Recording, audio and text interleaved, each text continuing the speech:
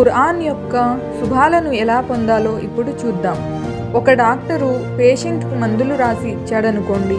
ఆ చీటీని ఒక దారానికి కట్టి మెడలో వేసుకుంటేనో లేదా ఆ చీటీని పదే పదే చదువుతూ కూర్చుంటేనో ఆ పేషెంట్కు వ్యాధి తగ్గుతుందా?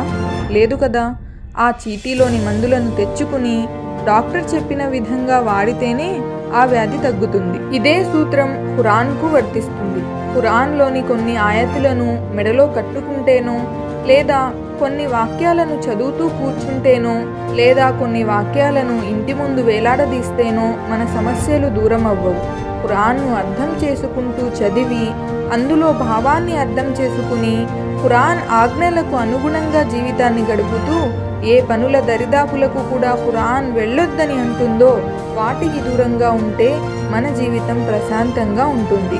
ఇహపర లోకాలలో సాఫల్యం పొందే భాగ్యం కలుగుతుంది. దివ్య ఖురాన్లోని సూరా అల్ బఖరా ఆయత్ నంబర్ 185లో ఇలా ఉంది: షహరు రంజాన్ అల్లజీ ఉన్జిల ఫీహిల్ ఖురాను హుదల్ లిన్నాసి వబయ్యినాతి మినల్ హుదా వల్ ఫుర్ఖాన్. అంటే ఈ ఖురాన్ సర్వ మానవాళికి మార్గదర్శిగా మరియు సరైన మార్గాన్ని సత్యాసత్యాల మధ్య తేడాను స్పష్టం చేసే రుజువులతో సహా రంజాన్ మాసంలో అవతరింపజేయబడింది. ఈ వీడియో మీకు నచ్చినట్లయితే తప్పకుండా లైక్ చేయండి, మీ బంధుమిత్రులతో షేర్ చేయండి, ఛానల్ను సబ్స్క్రైబ్ చేయండి.